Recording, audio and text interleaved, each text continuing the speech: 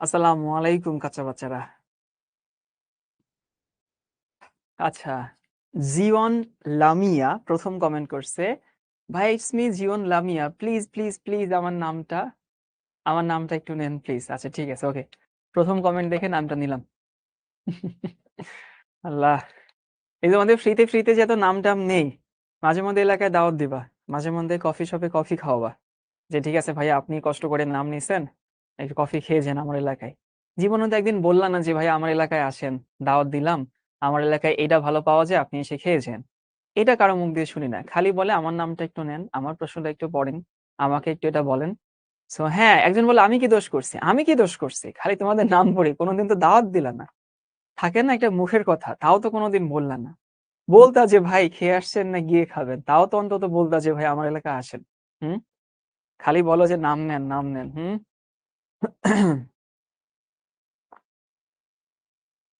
এখন বলো, তোমাদের হালচাল কেমন যায়?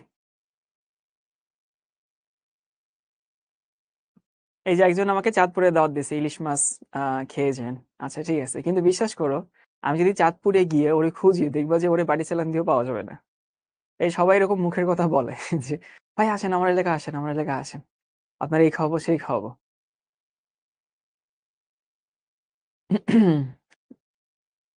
ওকে, তো যাই হোক, গতকালকের ক্লাসে আমরা পড়ছিলাম হচ্ছে জটিল যৌগ, এবং জটিল যৌগের দেখো কি কি পড়ছিলাম, তোমাদের মনে আছে কিনা? জটিল যৌগের নাম পড়ছিলাম এক, জটিল যৌগের সংকরায়ন পড়ছিলাম, জটিল যৌগের আমরা চুম্বকত্ব পড়ছিলাম, জটিল যৌগের আমরা সন্নিবেশ সংখ্যা পড়ছিলাম।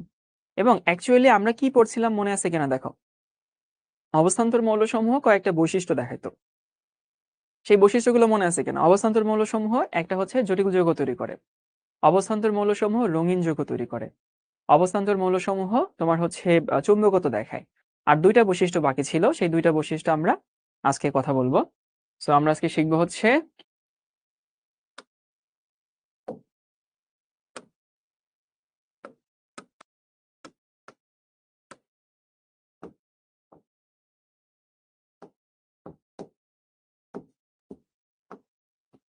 অবস্থান্তর মৌলের পাঁচটা ধর্ম ছিল।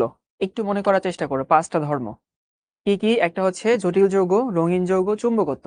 এই তিনটা আমরা আলোচনা করা হয়ে গেছে। আর এখন আমরা পড়বো হচ্ছে আর দুইটা ধর্ম, অবস্থান্তর মৌল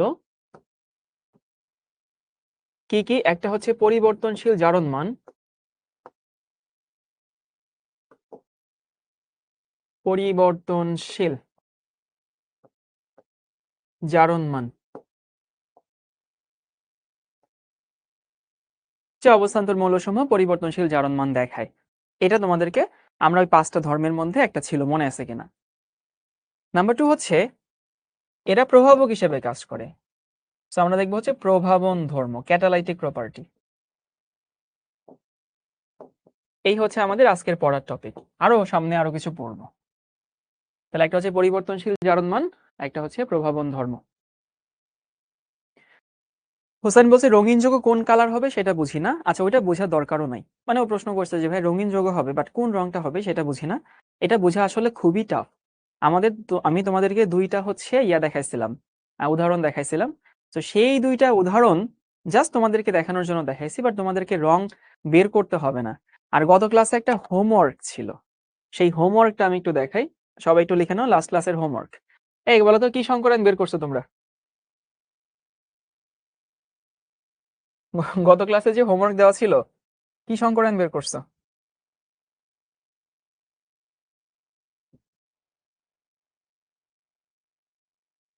হ্যাঁ হ্যাঁ, আমাকে বলো তো কি সংকরায়ন বের করছো? sp3 sp3 sp3 sp3 sp3 sp3, সবাই sp3 বের করছো। আচ্ছা, এবার আমি তোমাদেরকে একটু বলি ওটা কি ছিল। চলো একটু দেখি লাস্ট ক্লাসের হোমওয়ার্ক।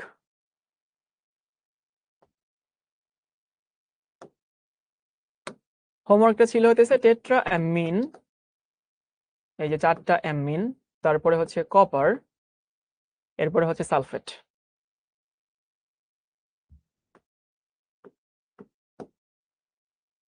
সম্ভবত এটা ছিল tetra amine copper sulphate.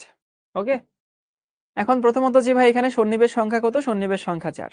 Sumaiya বলছে গলনাঙ্ক কি মুখস্থ করা লাগবে? না, একটাও মুখস্থ করা লাগবে না, বাট ক্রম মনে রাখা লাগবে, কার থেকে কার বড়, কার থেকে কার ছোট, যেগুলো তোমাদেরকে আমি দেখাইছিলাম। So tetra amine copper sulphate, এটার আমরা প্রথমে বলি যে হইতেছে সন্নিবেশ সংখ্যা কত? সন্নিবেশ সংখ্যা হচ্ছে 4। সন্নিবেশ সংখ্যা 4। কেন 4 ভাইয়া? এখানে 4টা লিগ্যান্ড আছে, 4টা সন্নিবেশ বন্ধন আছে, তাহলে লিগ্যান্ড 4টা, সন্নিবেশ বন্ধন 4টা, তার মানে সন্নিবেশ সংখ্যাও 4। সন্নিবেশ সংখ্যা অ্যাকচুয়ালি সন্নিবেশ বন্ধনের সংখ্যা। এখন আমরা বের করব সংকরায়ন। ওকে, তো তোমাদেরকে এই যে এটা সংকরায়ন বের করতে গেলে একটু কাহিনী আছে। কাহিনী হইতেছে যে কপার এখানে কি হিসেবে আছে? কপার এখানে -2, অ্যামোনিয়া 0, তাহলে দেখো কপার এখানে কপার 2+ হিসেবে আছে, তাই না? আশা করি এটা সবাই বের করতে পারবা যে কপারের জারণ মানে এখানে Cu2+। তো Cu2+ যদি হয় তাহলে ইলেকট্রন বিন্যাস আশা করি সবাই বাসায় নিজে ট্রাই করছো। ইলেকট্রন বিন্যাস হইতেছে 3d হবে হচ্ছে 9, তারপরে 4s হচ্ছে 0 এবং 4pও লাগবে হয়তো আমি পরে নিতাম, আমি আগে থেকে নিয়ে নিচ্ছি, এটা হচ্ছে 0। এখন লিগ্যান্ড কি? লিগ্যান্ড হচ্ছে উইক লিগ্যান্ড। তোমাদেরকে লিখে দিয়েছিলাম যে অ্যামোনিয়া শুধু কোবাল্টের সাথে যখন বন্ধন তৈরি করে তখন সে স্ট্রং লিগ্যান্ড হয়, বাকি সবকিছু হচ্ছে উইক লিগ্যান্ড, মানে অ্যামোনিয়া। তার মানে এখানে অ্যামোনিয়া উইক লিগ্যান্ড, বুঝলাম। কিন্তু দেখো তো এখানে কি বুঝতে পারি স্ট্রং লিগ্যান্ড, উইক লিগ্যান্ড এখানে কি কোনো ম্যাটার করে? কি মনে হয়? মানে কম্প্রেস করা না করা, কি কম্প্রেস করার জায়গা আছে? মরার কি আর মারা যায় বলো তো? যে মরিয়ে গেছে তুমি এর দ্বারা কেমনে মারবা? তো এখানে ডি এর উপরে 9টা ইলেকট্রন আছে, 9টা আছে মানে তুমি এর যত বেশি চাপাচাপি করো না কেন ভাই, ও আসলে নরমালি হইতেছে আর ইলেকট্রন কম্প্রেসড হবে না। তাহলে ইলেকট্রন যদি কম্প্রেসড না হয় তাহলে 3d, সো ডি এর উপরে যে 9 যেরকমটা নরমালি থাকার কথা ওরকমটাই থাকবে, মানে নরমালি যেমন হয় আর কি। 4s হচ্ছে এখানে 0, 4p হচ্ছে এখানে 0।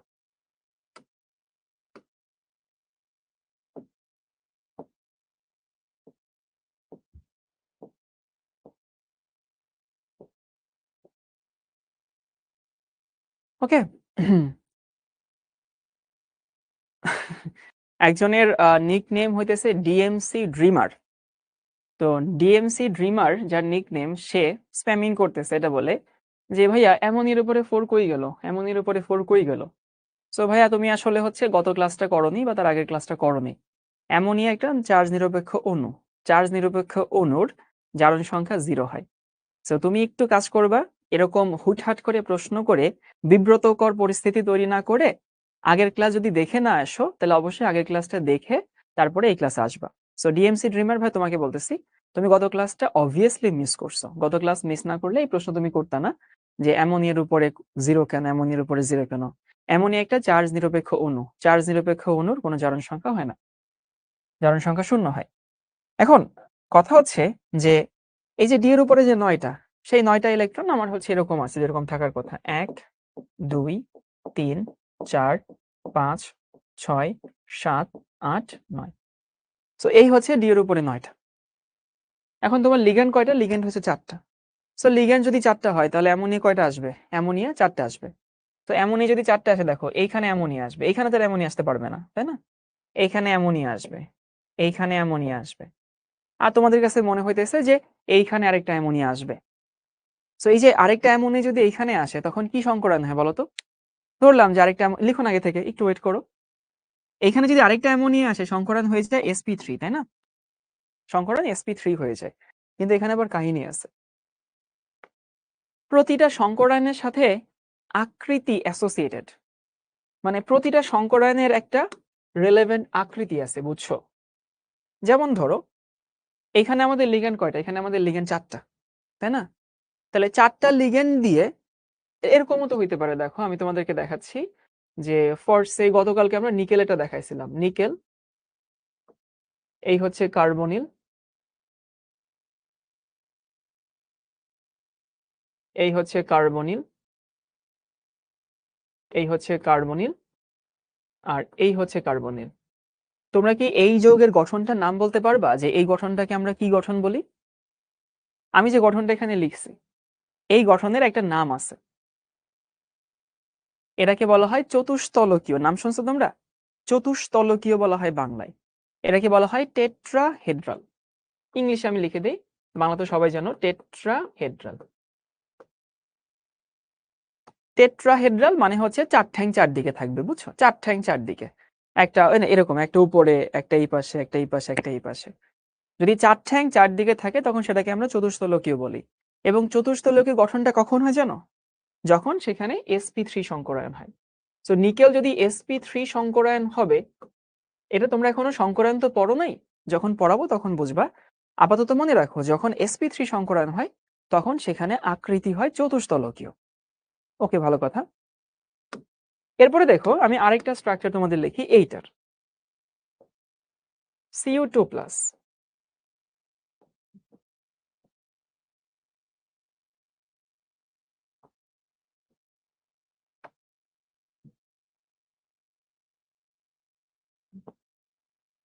আমি যদি এই যৌগটার স্ট্রাকচার তোমাদেরকে দেখাই, দেখো এইটা আসলে কেমন আছে। এখানে হচ্ছে NH3, এখানে NH3, এখানে কিন্তু এখানেও 4 ঠ্যাং আছে, কিন্তু এখানে যেরকম 4 ঠ্যাং 4 দিকে ছিল, এখানে কিন্তু 4 ঠ্যাং 4 দিকে না, এরা কিন্তু একটা তলে আছে। দেখো যে এরা সবাই হচ্ছে একটা তলে আছে, মানে এই যৌগটা 2D আর কি, 2 ডাইমেনশনাল যৌগ, এবং দেখতে অনেকটা বর্গাকার না? তাহলে বুঝতে পারো যে 4 ঠ্যাং দিয়ে চতুস্তলকীয় হয়, 4 ঠ্যাং দিয়ে এই যে সমতলীয় বর্গাকার, এটা কিন্তু সমতলীয় না, একটা তলের উপরে না। চতুস্তলকীয় কিন্তু 3D যৌগ, 3D মানে যার দৈর্ঘ্য প্রস্থ উচ্চতা সবই আছে, আর 2D মানে যার দৈর্ঘ্য আছে প্রস্থ আছে কিন্তু উচ্চতা নাই। তো এই যৌগটা আসলে উচ্চতা নাই, এটা একটা সমতলীয় বর্গ।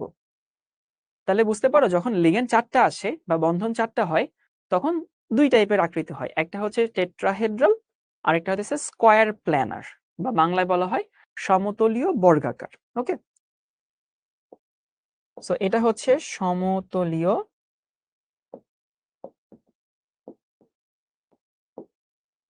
বর্গাকার। তাহলে কথা হচ্ছে, আবারও বলতেছি, যখন লিগেন্ড 4টা থাকবে বা যখন 4টা বন্ধন হবে তখন 2 টাইপের আকৃতি হয় প্রকৃতিতে, একটা হয় হচ্ছে চতুস্তলকীয়, একটা হয় সমতলীয় বর্গাকার। যখন চতুস্তলকীয় হয় তখন সেখানে সংকরায়ন হয় হইতেছে sp3, আর যখন সমতলীয় বর্গাকার হয় তখন সংকরায়ন হয় হয় sp2d, না হয় হইতেছে dsp2। সমতলীয় বর্গাকারে এই দুইটার যে কোনো একটা সংকরায়ন হবে। এবং দেখো এই যে এখানেও আসলে কি, এখানেও 4টা আছে, s একটা, p দুইটা, d একটা, তাহলে sp3 এখানেও 4 হাত, আবার sp2d বা dsp এখানেও 4 হাত, কিন্তু ব্যাপারটা আলাদা। তাহলে তোমরা আপাতত এইটুকু একটু মনে রাখো, সেটা হতেছে প্রতিটা আকৃতির সাথে একটা অ্যাসোসিয়েটেড সংকরায়ন আছে। sp3 হইলে চতুস্তলকীয় হয়, আর sp2d বা dsp2 হইলে সমতলীয় বর্গাকার হয়। এখন তোমার কাছে প্রশ্ন আসতেই পারে যে ভাইয়া, এতদিন ধরে যতগুলো যৌগ আপনি দেখাইছেন, একটাতেও এইসব কথা আগে বলেন নাই, কারণ একটাতেও এই কথাগুলো আগে বলার দরকার হয়নি, কিন্তু এখন দরকার হচ্ছে। তো কথা হচ্ছে যে এই যৌগটা সমতলীয় বর্গাকার, তার মানে জীবনেও এই যৌগের আকৃতি মানে সংকরায়ন sp3 হবে না। সায়েন্টিস্টরা কিন্তু আগে সংকরায়ন বের করেনি, আগে যৌগের আকৃতি দেখছে তারপরে সংকরায়ন বের করছে, বুঝছো? মানে ব্যাপারটা এমন না যে তোমরা আমাকে শাওন ভাইয়া ডাকো দেখে আমার নাম শাওন, ব্যাপারটা এমন যে আমার নাম শাওন দেখেই তোমরা আমাকে শাওন ভাইয়া ডাকো। আমার নাম আমার খালামণি রাখছে, তো আমার নাম যদি আমার খালামণি রাখে, সে শাওন রাখছে দেখে তোমরা আমাকে শাওন ডাকো। তো তোমরা সবাই শাওন ডাকো দেখে আমার নাম শাওন, এমন না কিন্তু। সো মেইন কথা হইতেছে, আগে উচিত হইতেছে আকৃতি দেখা, তারপরে সংকরায়নে আসা। আর অন্য কোন যৌগে, যতগুলো আমি গতকালকে দেখাইছি, অন্য কোন যৌগে ব্যতিক্রমটা হয় না, এই একটা যৌগ আছে সেই ব্যতিক্রমটা হয়। তো তুমি যদি আরেকটা লিগ্যান্ড এইখানে আনো, তাইলে সেখানে sp3 সংকরায়ন হয়, বাট এই যৌগটা কখনোই sp3 হবে না, অ্যাজ এই যৌগটা কখনোই কি না, চতুস্তলকীয় না। সবাই কি এটুকু বুঝতে পারছে? একটু কমেন্ট করো তো, সবাই কি বুঝছি? আবারও বলতেছে যে সায়েন্টিস্টরা এক্সপেরিমেন্ট করলো, করে তারা দেখলো এই যৌগটা সমতলীয় বর্গাকার, তার মানে জীবনে এটা কি হবে না, sp3 হবে না। সো sp3 যদি না হয়, তাহলে এখানে sp3 ওই কি বলে, হয় sp2d হবে, না হয় dsp2 আসবে। তাহলে s হইলো একটা, ওকে গুড, সবাই বুঝতে পারছে। এটা কিন্তু অন্য কোনো যৌগে তুমি ফেস করবা না, এই সমস্যাটা কোনো যৌগে ফেস করবা না, এই একটা যৌগে তোমাকে ফেস করতে হবে, জাস্ট এই একটা যৌগে। তাহলে এখানে s হচ্ছে একটা, p হচ্ছে দুইটা। ওকে, তাহলে আমার এখানে 4d লাগবে। কারণ আমার তো ডি আনা লাগবে, তাই না? আমার তো সংকরায়ন sp2d এইদিকে তাকাইতে হইতেছে। সো ডি যদি আমার আনা লাগে, আমি এখানে 4d নিয়ে আসবো। 4d যদি নিয়ে আসি, এই হচ্ছে আমার 4d, এবং সেখানে মোট অরবিটাল আছে কয়টা? 5টা। 1 2 3 4 5, 1 2 3, এবং এখানে একটা লিগ্যান্ড আছে। অনেকে বলতে পারো যে ভাইয়া সে কি এটা ফাঁকা রেখে দিবে? হ্যাঁ, এটা ফাঁকা রেখে দেয় আসলে সে। তাহলে সে যদি এখানে ফাঁকা রেখে দেয়, তাহলে এস একটা, পি দুইটা, ডি একটা, সংকরায়ন কি? sp2d। এই হচ্ছে সংকরায়ন। তাহলে কি হইলো? তাহলে হইতেছে sp2d হইলো। এবং দেখো তো চুম্বকত্ব কি হবে? এই যে একটা বিজোড় ইলেকট্রন আছে না, তাহলে আমরা বলতে পারি চুম্বকত্ব হবে হচ্ছে প্যারাচুম্বকত্ব।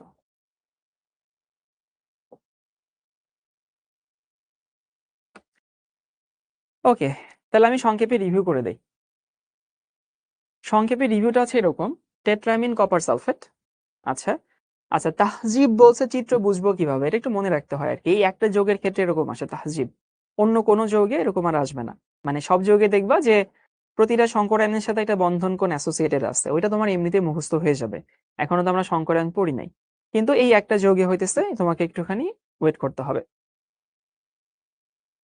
যেমন আমাকে দু একজন কমেন্ট করতেছে যে ভাইয়া আমি আজকে ফার্স্ট ভর্তি হয়েছি, অনেকে বলতেছে আমি গত ক্লাস করি নাই, আজকে ক্লাস কি বুঝবো কিনা। তুমি গ্যারান্টি আজকে ক্লাস তুমি বুঝবা না, কারণ আজকে আমাদের কত নম্বর ক্লাস? আজকে আমাদের হচ্ছে আহ এই চ্যাপ্টারের উপরে ক্লাস হচ্ছে 8 নম্বর। তাহলে 8 নম্বর ক্লাস তুমি যদি এখানে আসো, তাহলে আগে যে 7টা ক্লাসে পড়ানো হয়েছে সেখানে তো অনেক জিনিস পড়ানো হয়েছে, যেটা অবশ্যই তোমাকে হচ্ছে এই ক্লাসে কনসেপ্ট কাজে লাগবে। সো হুট করে মাঝখানে একটা ক্লাসে এসে তুমি বুঝবা না, যারা গত ক্লাস করনি তারা আজকে ক্লাস আসলেই বুঝবা না। আমি একটু রিভিউ করে দেই। গত ক্লাসের হোমওয়ার্ক ছিল টেট্রামিন কপার সালফেট, যারা বুঝো নাই তারা হচ্ছে একটুখানি এখানে দেখো। সো টেট্রামিন কপার সালফেট, এখানে সন্নিবেশ সংখ্যা 4, অ্যাজ এখানে লিগ্যান্ড হচ্ছে 4টা। ওকে, ভালো কথা। এবং এখানে কপার 2+ আছে। তো আমি দেখলাম যে এখানে স্ট্রং লিগ্যান্ড হোক উইক লিগ্যান্ড হোক ডাজন্ট ম্যাটার, কি হবে? কম্প্রেস করবে না, এমনি করবে না, অমনি করবে না। সো কম্প্রেস করলো না। পরে দেখলাম আমি এসে একটা, পিতে হচ্ছে 3টা। এখন কেন জানি গতকালকে যে নিয়মে করছি সেই নিয়মে করলে sp3 সংকরায়ন হইলে খাপে খাপে মিলে যায়, ভাল লাগে জিনিসটা, তাই না? এখন এই যে খাপে খাপে মিলে গেলে হবে না, এই একটা যৌগে তুমি শুধু এই ব্যতিক্রমটা পাবা যে sp3 হইলে আমাদের ভাল লাগতো, এটা তোমারও ভাল লাগতো, আই গেস। তো তোমার যদি ভালো লেগে থাকে, বাট হবে না, কারণ আমি জানি চতুস্তলীয়কে গঠন sp3 হয়। সো এই যৌগটা আমরা আগে থেকেই জেনে নিছি যে এই যৌগটা হচ্ছে, যেমন তোমরা অনেক সময় কি করো, তোমরা অনেক সময় কোন একটা বন্ধুর সিক্রেট তুমি জানো, বুঝছো, যে ও ওই জায়গায় গেছিল এবং গিয়ে এর সাথে ওর সাথে এই কথা হয়েছে। তারপরে তুমি জানার পরেও ওই বন্ধুরে গিয়ে তুমি বলো, এই কি অবস্থা, গতকালকে তুই কইছিলি। এবং তখন আমরা কি করি? তখন আমরা হইতেছে ওই বন্ধু কথা বলে, ধরো সে মিথ্যা কথা বলতেছে, এবং আমরা মিট মিট করে হাসি আর কি। কারণ অলরেডি আমি তো জানি যে হইতেছে ও কি করছে, কখন গেছে, আর এখন কি বলতেছে। এটা অনেক সময় হয় না? তো এখানে আসলে তাই হয়েছে যে আমি আগে জেনে গেছি যে এটা sp3 হবে না। সো ও যদি sp3 সংকরায়ন দেখাইতে চায়, তো আমরা তো জেনে গেছি এটা জীবনে sp3 হবে না, অন্য কিছু হবে। সো অন্য কি হইতে পারে? যেহেতু এই যৌগটা সমতলীয় বর্গাকার, যেহেতু এই যৌগটা সমতলীয় বর্গাকার, তাহলে এর জন্য দুইটা সংকরায়ন পসিবল। একটা হচ্ছে sp2d অথবা dsp2। সেটা কি হইলো? s একটা হইলো, p দুইটা হইলো, d একটা হইলো। এবং এখানে যেহেতু বিজোড় ইলেকট্রন আছে, তার মানে এটা কি চুম্বক? প্যারাচুম্বক। এরপরে আসি, যারা হচ্ছে কোন কোন বইয়ে তুমি দেখবা যে এখানে dsp2 সংকরায়ন আছে। আমি এটা লিখেও দেই যে হইতেছে কোন বইয়ে, কোন বইয়ে dsp2 সংকরায়ন থাকতে পারে, সংকরায়ন থাকতে পারে। কনফিউজড হয় না তুমি? আমি যেটা পড়াইছি এটাই পড়ো, যেটা আমি পড়াইছি সেটাই তুমি পড়বা। আমাদের হোমওয়ার্ক হচ্ছে শেষ। এবার আমরা হচ্ছে এই বৈশিষ্ট্যে চলে যাই, পরিবর্তনশীল জারণ মান।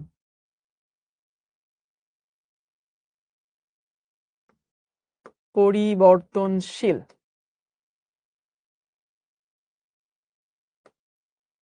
পরিবর্তনশীল জারণ মান।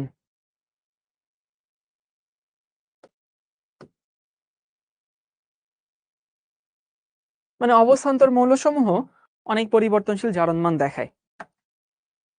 সেই পরিবর্তনশীল জারণমান কেন দেখায় আমরা সেটা একটু ব্যাখ্যা করব। আমি তোমাকে কয়েকটা উদাহরণ দিই যে এরা যে পরিবর্তনশীল জারণমান দেখায়। যেমন ধরো তুমি দেখছো কিনা যে ম্যাঙ্গানিজ কখনো কখনো হইতেছে Mn2+ দেখায়, কখনো কখনো হইতেছে Mn4+ দেখায়, কখনো কখনো Mn6+ দেখায়, কখনো কখনো Mn7+ও দেখায়। তুমি দেখবা আয়রন কখনো হইতেছে Fe2+ দেখায়, কখনো কখনো Fe3+ দেখায়। তারপরে দেখবা কপার কখনো Cu+ দেখায়, কপার কখনো Cu2+ দেখায়। যদি কারো আমার কথা বিশ্বাস করতে কষ্ট হয় আমি তোমাদের প্রতিটা উদাহরণ লিখে দিচ্ছি। যে এইটার উদাহরণ হইতেছে MnO2, সেটা হইতেছে MnCl2, এটার উদাহরণ হইতেছে MnO2, এটার এক্সাম্পল হচ্ছে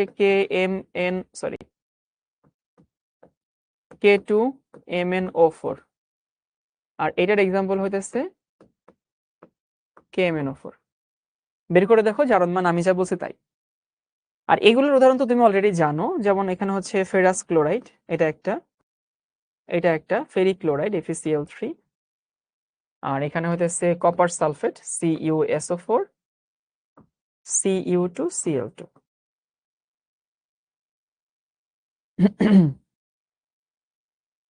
তো কি করলাম, আমি দেখলাম যে ঠিক আছে, মানে অবস্থান্তর মৌলসমূহ পরিবর্তনশীল জারণমান দেখায়।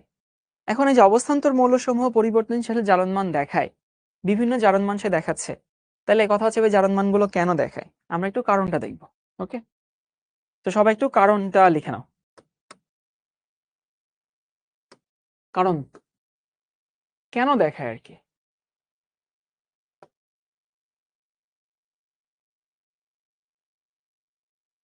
প্রথমে দেখি যে হইতেছে আমি আয়রন দিয়ে দেখাই। যদি আয়রনের ইলেকট্রন বিন্যাস দেখাই, এই কাঁচা বাচ্চারা মনে আছে, একটা উদাহরণ দিয়ে দেখাবো আর কি। Fe ইলেকট্রন বিন্যাস করলে কি দাঁড়ায়, দাঁড়ায় হচ্ছে আর্গন, দেন হচ্ছে 3d বা 4s2 3d6। এখন আমাকে বলো ইলেকট্রন প্রথমে কই থেকে ছাড়ে, শেষ শক্তি স্তর না বহিস্থ শক্তি স্তর? তাই আমাকে এটা বলো, কোন মৌল যদি ইলেকট্রন ছাড়ে সে কই থেকে ছাড়বে, শেষ নাকি বহিস্থ? জানা আছে? হ্যাঁ, যে লামিয়া সবার আগে উত্তর দিছে, সে কিন্তু শেষ শক্তি স্তর থেকে ছাড়ে না। আরে বাবা, শেষ শক্তি স্তর থেকে ছাড়ে না, বহিস্থ শক্তি স্তর থেকে ছাড়ে, আউটার মোস্ট শেল। এখানে শেষ শক্তি স্তর 3d বাট বহিস্থ শক্তি স্তর 4s। সো নর্মালি ইলেকট্রন ছাড়লে সে বহিস্থ স্তর থেকে আগে ছাড়বে। এই তোমরা অনেকে ক্লাসে আগে উত্তর দেওয়ার জন্য ভুল উত্তর দাও। আগে উত্তর দেওয়াটা ইম্পর্টেন্ট না, সঠিক উত্তর দেওয়াটা ইম্পর্টেন্ট। চেষ্টা করবা সঠিক উত্তর দেওয়ার। সো সে বহিস্থ ছাড়বে, 4s থেকে ছাড়বে। এখন 4s থেকে ইলেকট্রন কয়টা আছে? দুইটা আছে, তাহলে আয়রন নর্মালি দুইটা ইলেকট্রন ছাড়বে। যদি সে দুইটা ইলেকট্রন ছাড়ে তাহলে দেখো Fe2+, এখানে আর্গনের জায়গায় থাকবে মানে 18, এবং 4s0 3d হচ্ছে 6। তাহলে আয়রন 2+ হইল। তাহলে আমরা বলতে পারি যে হইতেছে ভাইয়া কোন একটা মৌল তার বহিস্থ শক্তি স্তর থেকে ইলেকট্রন ছেড়ে দিল, তো ইলেকট্রন ছাড়লে আমাকে কি হবে, আমাকে হইতেছে ভাই সে আয়ন তৈরি করলো। তাহলে আয়রন তো Fe3+ হওয়ার কথা না, বাট সে Fe3+ হয়। কেন হয় জানো? কারণ আয়রনের ক্ষেত্রে বা অন্য যে কোনো ডি ব্লক বা অবস্থান্তর মৌলের ক্ষেত্রে এই 4s এবং 3d এদের শক্তি খুবই কাছাকাছি। আবারও বলতেছি, 4s এবং 3d খুবই কাছাকাছি শক্তির, মানে সে আরেকটা ইলেকট্রন ছাড়ে। আয়রন দেখতে চাচ্ছে বাবা আমি যদি আরেকটা ইলেকট্রন ছাড়ি আমার তো লাভ আছে। তো ভাই কি লাভ? লাভ হচ্ছে দেখো 4s 0 হয় এবং 3d 5 হয়। 3d 5 হলে কি লাভ হয়েছে? হ্যাঁ, লাভ হয়েছে। কেন লাভ হয়েছে? সেটা হইতেছে যে এইখানে 4s 0 এবং 3d 5, ওকে ভালো কথা, d5 হলে কি হইতেছে? অর্ধপূর্ণ হচ্ছে। অর্ধপূর্ণ হইলে কি হইতেছে? স্থিতিশীল হচ্ছে। বুঝতে পারছো কি? তাহলে আমি তোমাদেরকে বলতে চাচ্ছি যে আয়রন ইলেকট্রন ছাড়ে প্রথমে 4s থেকে, তারপরে সে 3d থেকে ছাড়ে। 3d থেকে কেন ছাড়লো? কারণ স্থিতিশীলতা অর্জন। কিন্তু সবসময় স্থিতিশীলতা অর্জন করলেই কিন্তু হইতে সে ছাড়তো না। সো মেইন ইস্যু হইতেছে একটা অবস্থান্তর মৌল পরিবর্তনশীল জারণমান দেখায়, এর মেইন কারণ একটা, সেটা হইতেছে যে 4s ও 3d এর শক্তির পার্থক্য কম, শক্তি কাছাকাছি। মানে 4s থেকে ছাড়লে সে 3d থেকেও ছাড়তে পারে, তার লাইসেন্স আছে। ওকে, সো 4s থেকে ছাড়লে সে 3d থেকেও ছাড়তে পারবে, এই জন্য 4s এবং 3d এখানে শক্তি কাছাকাছি। তাহলে সবাই কি কারণটা বুঝতে পারছো? একজন আমাকে জিজ্ঞেস করছে যে ভাইয়া বহিস্থ এবং শেষ শক্তির মধ্যে কি পার্থক্য আছে? হ্যাঁ, পার্থক্য আছে। বহিস্থ শক্তি স্তর হচ্ছে সব থেকে বাহিরে যেটা থাকে, যেখানে প্রধান কোয়ান্টাম সংখ্যা সব থেকে বেশি, যেমন এখানে 4 হচ্ছে বহিস্থ শক্তি স্তর। আর সর্বশেষ শক্তি স্তর হচ্ছে তুমি ওই ইসের আউটবাউ নিয়মে যাবা, তো যেটা শেষে যায় সেটা হচ্ছে সর্বশেষ, যেমন এখানে সর্বশেষ হচ্ছে 3d। সো ম্যাক্সিমাম পরমাণুর জন্য সর্বশেষ এবং বহিস্থ একই, যেমন ধরো সোডিয়ামের জন্য সর্বশেষ 3s, বহিস্থ 3s, ম্যাগনেসিয়ামের জন্য সর্বশেষ 3s, বহিস্থ 3s, কিন্তু এদের ক্ষেত্রে একটুখানি অন্যরকম হয়। তাহলে আশা করি বুঝতে পারছো যে অবস্থান্তর মৌলসমূহ কেন হচ্ছে পরিবর্তনশীল জারণমান দেখায়, কারণ 4s এবং 3d এই দুটোর শক্তি কাছাকাছি। তাহলে 4s থেকে যদি ইলেকট্রন ছাড়ে, 4s থেকে যদি ছাড়ে, তাহলে 3d থেকেও সে ছাড়তে পারবে, কারণ একই টাইপের শক্তি। শক্তি যদি একই টাইপের হয় তাহলে ছাড়তে তো কোনো সমস্যা নাই, এখান থেকে ছাড়লে এখান থেকে ছাড়ে। তোমরা মাঝে মধ্যে বলো না যে ওরে, তোমরা ধরো দুই ভাই বোন বা তোমরা দুই বন্ধু, এই যে আমি একজনের নাম নিলে অনেকে মাইন্ড করো, কেন ভাই ওর নাম নিয়েছেন তাহলে আমার নাম কেন নিবেন না?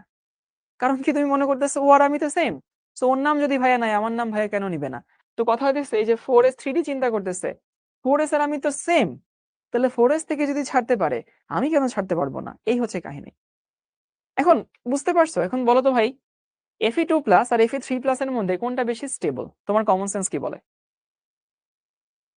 যে কোনটা প্রকৃতিতে বেশি স্থিতিশীল অবস্থায় থাকে? চিন্তা করো তো, 4s এবং 3d, মানে যে 2+ আর 3+ এর মধ্যে কোনটা বেশি স্টেবল? গুড, এই তো সবাই পারছো, মাশাআল্লাহ। মনে রাখবা 4s এবং এই যে 2+ আর 3+ এর মধ্যে এইটা বেশি স্টেবল, এটা বেশি স্থিতিশীল। কারণ তুমি দেখলে এই যে ইলেকট্রন বিন্যাস হচ্ছে দেখাইলাম, ইলেকট্রন বিন্যাস অনুযায়ী হইতেছে Fe3+ বেশি স্টেবল। এবার আমি যখনই তোমাকে এটা দেখাবো ক্লাসে, তারপর তুমি যখন বাসায় আরেকটা পড়বা তোমাকে সেটা আমি একটু দেখাই। কপারটা দেখাবো, এই নামাজের ব্রেকের কথা আমার মাথায় আছে, মনে করে দেওয়া লাগবে না। এখানে হচ্ছে আর্গন, তারপর হচ্ছে 4s1, 3d হচ্ছে 10। দেখো এই হচ্ছে কপারের ইলেকট্রন বিন্যাস। ওকে, 4s1 3d 10। তাহলে কপার প্রথমে বহিস্থ শক্তি স্তর থেকে ছাড়বে, যদি বহিস্থ শক্তি স্তর থেকে ছাড়ে তাহলে কপার প্লাস হবে। তাহলে এখানে আর্গন মানে 18, তাহলে 4s0 3d 10। তাহলে বলো তো ভাই, কপারের কি আর নতুন কোনো জারণমান তৈরি হওয়ার কথা? তোমার বিবেক কি বলে? আবেগ দিয়ে বইলো না, বিবেক দিয়ে বইলো। কপারের কি আর কোনো জারণমান দেখানোর কথা? ইলেকট্রন বিন্যাস কি হয়ে গেছে দেখো তো, সুন্দর মতো একেবারে খাপে খাপ, ডি এর উপরে 10। বুঝতে পারো কি? তো কপারে কিন্তু আর কোনো জারণমান দেখানোরই কথা না, কিন্তু কপার কিন্তু আরেকটা জারণমান দেখায়, তুমি নিজেই জানো, কপার 2+, এবং সেখানে 4s0 হয় এবং 3d 9 হয়। এবং আরেকটা মজার ব্যাপার হতেছে, খালি যে কপার এই যে এটা দেখায় তা না, কপারের এটাই বেশি স্টেবল, মানে এর যৌগ প্রকৃতিতে বেশি স্টেবল দেখায়। তাহলে বুঝতে পারছো এই যে এখানে তো আসলে মিললো না, তাই না? সম্পর্ক বদলে গেল একটি পলকে। এখন তুমি কিভাবে কি ডিল করবা? আগেরটাই ইলেকট্রন বিন্যাস দিয়ে খুব সুন্দর মতো ব্যাখ্যা দিয়েছি যে Fe3+ বেশি স্থিতিশীল, ভালো কথা। তো এইখানে ইলেকট্রন বিন্যাস দিয়ে ব্যাখ্যা করতে গেলে তো আসলে এটা তো তৈরি হওয়ার কথা না, এটা তো এর জন্মই হওয়ার কথা না। তো তৈরি হয়েছে তো হয়েছে, তাও মেনে নিলাম, এবং তারপরে আবার এটা খালি তৈরি হয় না, এটা বেশি স্থিতিশীল হয়ে গেছে। তা জিনিসটা কেমন? তো আসলে বলে দেই শোনো, একটা মৌল যখন একাধিক জারণমান দেখায় তখন কোন জারণমানটা বেশি স্থিতিশীল হবে সেটা না শুধু ইলেকট্রন বিন্যাসের উপরে নির্ভর করে না। ইলেকট্রন বিন্যাস একটা ফ্যাক্টর, কিন্তু আরো অনেক ফ্যাক্টর এখানে আছে, আরো অনেক ফ্যাক্টর আছে। কিরকম দেখো, সেই মৌলের আকার একটা ফ্যাক্টর হতে পারে, সেই মৌলের নিউক্লিয়াসের চার্জ একটা ফ্যাক্টর হইতে পারে, সেই মৌলের কতগুলো স্তর নিয়ে ইলেকট্রন গুলো আছে, অনেকগুলো ফ্যাক্টর আছে। এখন এতগুলো ফ্যাক্টর নিয়ে তো আমরা অ্যানালাইসিস করতে পারবো না, বুঝছো? তো তুমি আসলে কি মনে রাখবে, যেমন ধরো তোমার বইতে এরকম ব্যাখ্যা দেওয়া আছে, মানে তোমার বইতে কি ব্যাখ্যা দেওয়া আছে সেটা বলি আর কি। তোমার বইয়ের ব্যাখ্যা দিচ্ছি। তোমার বই বলে এখানে প্রোটন হচ্ছে 29টা, এখানেও প্রোটন 29টা, তোমার বই এটা বলে, আমি মেনে নিলাম। তোমার বই বলে এখানে ইলেকট্রন হচ্ছে 28টা, আর এখানে ইলেকট্রন হচ্ছে 27টা। এখন তোমার বই অনুযায়ী দেখো এখানে ইলেকট্রন 27টা, মানে ইলেকট্রন কম আছে। ইলেকট্রন যদি কম আছে তার মানে কি ইলেকট্রন গুলোকে টেনে ধরে না ভিতরে, মানে কম্পারেটিভলি প্রোটন এখানে বেশি। সো এইখানে ইলেকট্রন গুলো টাইট ভাবে ভেতরে আটকে আছে, এটা তোমাদের বই বলে। তাহলে সেই ব্যাখ্যা তো তুমি এইখানে দিতে পারবা না, সেই ব্যাখ্যা তো এখানে খাটে না।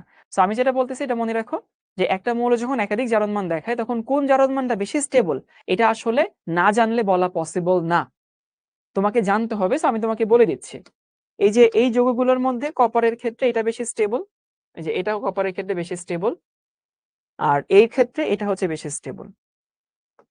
এমসিকিউতে যদি আসে মুখস্থ তো করে দিলাম, Mn2+ বেশি স্টেবল, Fe3+ বেশি স্টেবল, আর Cu2+ বেশি স্টেবল। এখন ভাই কি দেখে বলছেন? আসলে কোনো কিছু দেখে এখানে বলা যাবে না, কারণ 6-7টা ফ্যাক্টর আছে। 6-7টা ফ্যাক্টর মানে ধরো, মানে তোমার একটা বন্ধুরা দেখলা যে সে ভালো, এখন তুমি তার একটা সাইড দেখলা, বাট একটা মানুষের তো অনেকগুলো সাইড আছে, সবগুলো দেখে তো বলা পসিবল না। এই জন্য মনে রাখতে হয় কে বেশি স্টেবল। এক একজন না একটা ব্যাখ্যা হচ্ছে মিলে। ওকে, তো আশা করি বুঝতে পারছো এটুকু। আমরা 10 মিনিটের ব্রেকে যাব, নামাজের ব্রেক। কোথায় যে লিখবো, এখানে লিখি। খালি তোমাদের মনে রাখতে হবে অবস্থান্তর মৌলসমূহ কেন পরিবর্তনশীল জারণমান দেখায়। দেখায় হইতেছে এই কারণে 4s এবং 3d শক্তির পার্থক্য কম, এটা হচ্ছে আমাদের এখান থেকে মেইনলি মনে রাখার জিনিস। আর কার কোন জারণমানটা মোস্ট স্টেবল ফর্ম সেটা মনে রাখা লাগবে। ওকে।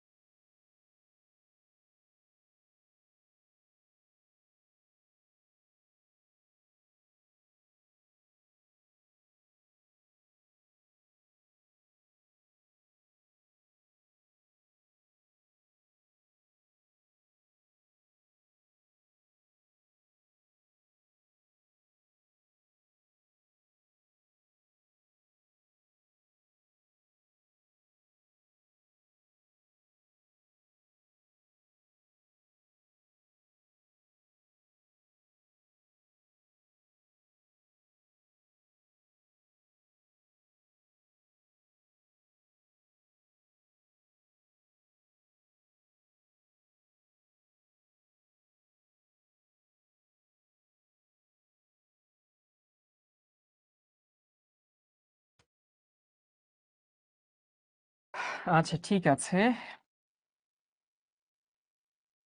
তাহলে আমরা কি দেখলাম? আমরা দেখলাম হচ্ছে যে অবস্থান্তর মৌলসমূহের কয়টা ধর্ম হয়ে গেল? ৪টা ধর্ম। ৪টা ধর্ম কি কি? একটা হচ্ছে এরা পরিবর্তনশীল জারণমান দেখায়, এটা পড়ে ফেলছি। তারপরে আমরা দেখলাম এরা চৌম্বকত্ব দেখায়, এটা হয়ে গেছে। তারপরে এরা হচ্ছে জটিল যৌগ তৈরি করে, সেটা হয়ে গেছে। তারপরে হচ্ছে রঙিন যৌগ তৈরি করে হয়ে গেছে। আমাদের আরেকটা জিনিস বাকি আছে, সেটা হচ্ছে প্রভাবন ধর্ম। প্রভাবন ধর্ম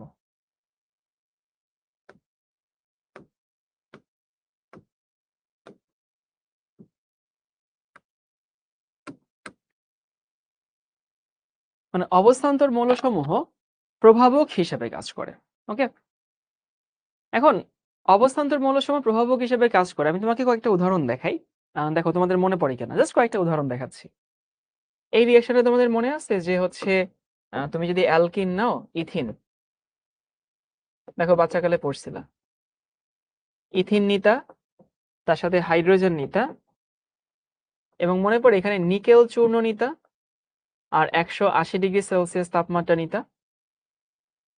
এই যে তুমি যে নিকেল চূর্ণ নিতা, সেখানে কি তৈরি হয়? সেখানে তৈরি হয় এখানে CH3, এখানে CH3। এখন দেখো এই নিকেল একটা কি মৌল? নিকেল একটা অবস্থান্তর মৌল, তাই না? তাহলে যে নিকেল একটা অবস্থান্তর মৌল, বুঝতেই পারছো, তার মানে সে প্রভাবক হিসেবে কাজ করছে। তারপরে দেখো মনে আছে কিনা যে 3 অণু হাইড্রোজেন, তুমি এর সঙ্গে নাইট্রোজেনের বিক্রিয়া করছো, এবং এখানে মনে আছে এখানে আয়রন চূর্ণ লাগে, এবং এখানে হচ্ছে কি তৈরি হয়? 2 অণু অ্যামোনিয়া তৈরি হয়। এই যে আয়রন কি মৌল? আয়রন একটা অবস্থান্তর মৌল। এই যে হেবার প্রণালীতে অ্যামোনিয়া তৈরির বিক্রিয়া। তাহলে নিকেল একটা অবস্থান্তর মৌল, আয়রন একটা অবস্থান্তর মৌল। তোমাকে আমি আরো দেখাচ্ছি। ধরো তুমি যদি এরকম নাও, সালফার ডাইঅক্সাইড প্লাস হচ্ছে অক্সিজেন, এখানে হাফ দিলেও হয়। এখানে প্রভাবক হিসেবে কাজ করে ভ্যানাডিয়াম পেন্টঅক্সাইড, এখানে সালফার ট্রাইঅক্সাইড তৈরি করে। এই ভ্যানাডিয়ামও একটা অবস্থান্তর মৌল। তো আমি আসলে তোমাদেরকে এটা বোঝাতে চাচ্ছি যে অবস্থান্তর মৌলের একটা স্পেশাল বৈশিষ্ট্য আছে, যে ওরা প্রভাবক হিসাবে কাজ করতে পারে। এখন আমরা সেই কারণটা ব্যাখ্যা করব যে এরা প্রভাবক হিসেবে কিভাবে কাজ করে। আগে ফ্যাক্ট বুঝতে পারো কিনা দেখো, যে অবস্থান্তর মৌলসমূহ প্রভাবক হিসেবে কাজ করে। আশা করি এটুকু বুঝতে পারছি। এখন দেখি চলো যে কিভাবে কাজ করে। সবাই লিখো, অবস্থান্তর মৌলসমূহ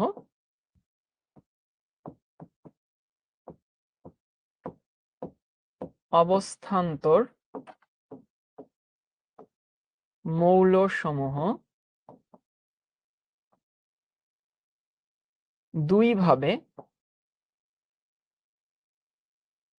দুইভাবে বিক্রিয়াকে প্রভাবিত করে। বিক্রিয়াকে প্রভাবিত করে।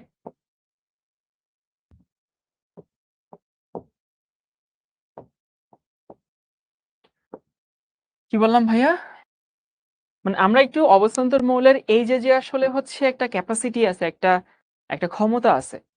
সেই ক্ষমতা হচ্ছে আমরা দেখব যে অবস্থান্তর মৌলসমূহ ইউজুয়ালি দুইটা মেকানিজমে বা দুইটা কৌশলে একটা বিক্রিয়াকে প্রভাবিত করে। আমরা সেই দুইটার প্রথমটা এক এক করে দেখব আর কি।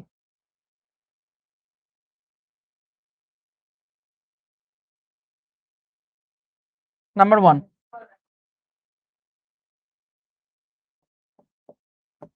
অধিশোষণ মেকানিজম। অধিশোষণ। এখন আমি জানি তোমরা অনেকেই অধিশোষণ এটা জানো না, যে অধিশোষণ জিনিসটা কি। আমি তোমাদেরকে একটু বুঝাই দেই। দুইটা টার্ম, একটা টার্ম হচ্ছে শোষণ, ওকে, আরেকটা হচ্ছে অধিশোষণ। তোমরা কি বলতে পারবা যে অধি বাংলা ব্যাকরণের আসলে কি? অধি হচ্ছে বাংলা ব্যাকরণের উপসর্গ, ওকে। এখন বাংলা ব্যাকরণের উপসর্গ পড়লাম, উপসর্গের কি আছে? উপসর্গের অর্থবাচকতা আছে, অর্থবাচকতা নেই, অর্থদ্যোতকতা আছে। মানে নিজের অর্থ নাই, বাট কোনো শব্দের আগে যুক্ত হয়ে সে নতুন শব্দ তৈরি করে। এখন তার মানে বুঝতে পারছো, অধি যেহেতু হচ্ছে আমার যোগ হইল, তার মানে হচ্ছে শোষণ আর অধিশোষণ ভিন্ন শব্দ। ইনফ্যাক্ট তোমাকে যদি আমি ইংলিশ টার্মটাও বলি তাহলে বুঝতে পারবা। শোষণকে বলা হয় হইতেছে ইংলিশে অ্যাবজর্পশন, ABSORP, TION, এটাকে বলা হয় অ্যাবজর্পশন। আর এটাকে বলা হয় ADSORPTION। একটা হইতেছে অ্যাবজর্পশন, একটা হইতেছে অ্যাডজর্পশন। দেখো, একটা হচ্ছে এবি, একটা হইতেছে এডি, পার্থক্য আছে কিন্তু। তাহলে ভাই কোনটার মধ্যে কি পার্থক্য, কোনটা কি জিনিস? আমরা এখানে অধিশোষণ পড়বো। শোষণ বলতে বোঝায় তোমার ধরো টেবিলের উপরে পানি পড়ছে, এখন আমরা কি করি, ওইখানে হচ্ছে কোনো ইয়া দেই, কোনো গামছা দেই, বা হচ্ছে কোনো একটা ফোম দেই, তাই না? তখন পানির কণাগুলো কি হয়, পানির কণাগুলোর মধ্যে ঢুকে যায়। যদি হচ্ছে ওই যে ভেতরে ঢুকে যায়, তখন সেটাকে আমরা কি বলি, শোষণ বলি। মানে কোনো জিনিস যদি শোষিত হয়ে ভেতরে চলে যায়, সেটাকে বলা হয় শোষণ। আর অধিশোষণ জিনিসটা কি, ধরো তোমার হচ্ছে কোথাও লবণ পড়ছে, লবণ হতে পারে, চিনি হইতে পারে, বালি হইতে পারে, তারপরে সেখানে তুমি ভেজা হাত দিছো। সেখানে যদি ভেজা হাত দাও, তাহলে সেই হাতের গায়ে আমাদের চিনি বালি লেগে থাকে না? ওই যে যখন গায়ে লেগে থাকে, কি বললাম ভাই, যখন গায়ে লেগে থাকে সেটাকে আমরা কি বলি, সেটাকে আমরা বলি হচ্ছে অধিশোষণ। তো অধিশোষণ মানে হচ্ছে গায়ে লেগে থাকবে, বুঝছো? আর শোষণ মানে হইতেছে ভেতরে চলে যাবে। এখন আমাদের এখানে কি, আমাদের এখানে কিন্তু অধিশোষণ। আমরা এখন দেখব যে অধিশোষণের মাধ্যমে কেমনে সে বিক্রিয়াকে প্রভাবিত করে। তো আমি তোমাদেরকে একটা উদাহরণই দেখাই, যে আমার কাছে এই বিক্রিয়া আসছে, যে 3 অণু হাইড্রোজেন, আর এখানে হচ্ছে নাইট্রোজেন, আর এখানে প্রভাবককে আয়রন চূর্ণ। যারা ইংলিশ ভার্সনের আছে, এখানে বলা হয় আয়রন পাউডার। এখানে 2 অণু অ্যামোনিয়া তৈরি করে। তাহলে প্রশ্ন হচ্ছে যে ভাই, এখানে আয়রন চূর্ণ আসলে কি কাজটা করে, একটু চিন্তা করো। আচ্ছা, আয়রন একটা কি মৌল? একটা অবস্থান্তর মৌল, তাই না? আয়রন একটা অবস্থান্তর মৌল। এখন অবস্থান্তর মৌলের একটা বিশেষ বৈশিষ্ট্য হচ্ছে তার কি আছে, ফাঁকা ডি অরবিটাল আছে। তা আমি তোমাদেরকে একটু এখানে দেখাই যে এখানে আয়রন, এই হচ্ছে আয়রন চূর্ণ, ধরো এটা লোহার গুঁড়া, এভাবে দেখাচ্ছি, লাল লাল লোহার গুঁড়া আছে আর কি।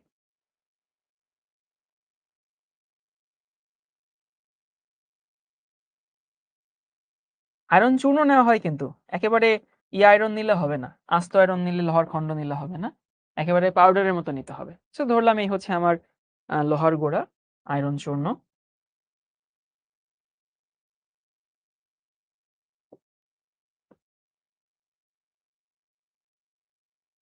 তো এই জিনিসটা বুঝতে গেলে তোমাদেরকে একটু বাস্তব উদাহরণটা দেখাই, যে বাস্তব কিছু উদাহরণ আছে। সেটা হচ্ছে, তোমরা যখন স্কুলে ছিলা, তখন দেখবা যে তোমাদের স্কুলের যারা বন্ধু ছিল, ওদের সঙ্গে এখন খুব একটা যোগাযোগ হয় না। সব থেকে ভালো যে বন্ধুটা ছিল, সেই বন্ধুর সাথেও দেখবা এখন খুব কম কথা হয়। যদি তার কলেজ এবং তোমার কলেজ সেম না হয়, সেম কলেজ হলে তো আবার দেখা সাক্ষাৎ হবে। সো বন্ধুত্বর ধরন কিন্তু চেঞ্জ হয়েছে। যে বন্ধুর সাথে আগে প্রতিদিন দেখা না হলে ভাল লাগতো না, যে বন্ধুর সাথে প্রতিদিন কথা বলতে ভাল লাগতো, একসাথে বিকালে খেলতে যেতা, সেই বন্ধুর সাথে এখন এমন হয় সপ্তাহে 1-2 বার কথা হয়। বন্ধুত্বের নতুন একটা রূপ আসছে, তবে এটাকে মেনে নিতে হবে। আর এই দূরত্ব যেন তোমাদের বন্ধুত্বের মধ্যে কোনো ফাটল না ধরে, সেটাও একটু মাথায় রেখো আর কি। সবসময় যে বেশি কথা বলা, সারাদিন একসঙ্গে থাকা মানেই বন্ধুত্ব, তা না। আমরা অনেক সময় এরকম করি যে কোনো বন্ধু আমাকে অনেকদিন পরে কথা নক দিলে আমরা বলি যে, এতদিন কই ছিলা, এতদিন তো তোমার খবর ছিল না, এখন দরকার পড়ছে দেখে নক দিছে। মানুষ মানুষকে দরকার পড়লেই নক দেয়, এটাতে মনে করার কিছু নেই, মাইন্ড করার কিছু নেই। এবং এখন তো বন্ধুত্ব সংজ্ঞা আরো একটু অন্যরকম। সেটা হচ্ছে যে, একটা সময় ছিল যে বন্ধুরা এক হয়ে কিছু প্ল্যান করতো, কিছু করবে। আর এখন দেখা যায় বন্ধুরা যে এক হবে, কোথাও যে এক জায়গায় যাবে, সেটার জন্য ইভেন্ট খুলে ফেসবুকে, মেসেঞ্জারে ইভেন্ট খুলে, যে আমরা কোথায় যাচ্ছি, কখন যাচ্ছি, কিভাবে যাচ্ছি, অনেক হয়। সো বন্ধুদের সংজ্ঞা আসলে পাল্টে গেছে। আগেটাই ভালো ছিল, বন্ধুরা এক হয়ে কিছু করবে। এখন বন্ধুরা এক হইতেই অনেক কিছু করা লাগে। ওকে, তো যাই হোক, যেটা বলতেছিলাম সেটা হচ্ছে যে, এই যে হাইড্রোজেন নাইট্রোজেন বিক্রিয়া করে অ্যামোনিয়া তৈরি করে, এখন তোমার বন্ধুর সঙ্গে তোমার এখন কেন রেগুলার দেখা হয় না? কারণ তোমাদের না একটা কমন গ্রাউন্ড নাই। ধরো যে বন্ধু তুমি একসাথে স্কুলে পড়তা, সেই বন্ধুর সাথে রেগুলার দেখা হতো, কারণ তোমাদের একটা কমন প্ল্যাটফর্ম ছিল।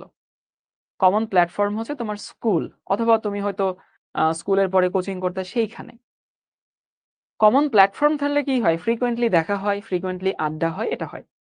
যখনই হচ্ছে প্ল্যাটফর্মটা চলে গেছে, মানে স্কুল শেষ, কলেজে উঠছো, কিন্তু কলেজটা আলাদা হয়ে গেছে, তখন ভাই দেখা হওয়া কিন্তু আসলেই টাফ, রেগুলার দেখা হবে না। সো যে বন্ধুত্ব মেনটেন করতে গেলেও কিন্তু একটা কমন প্ল্যাটফর্ম লাগে, সেটা হচ্ছে তোমার স্কুল।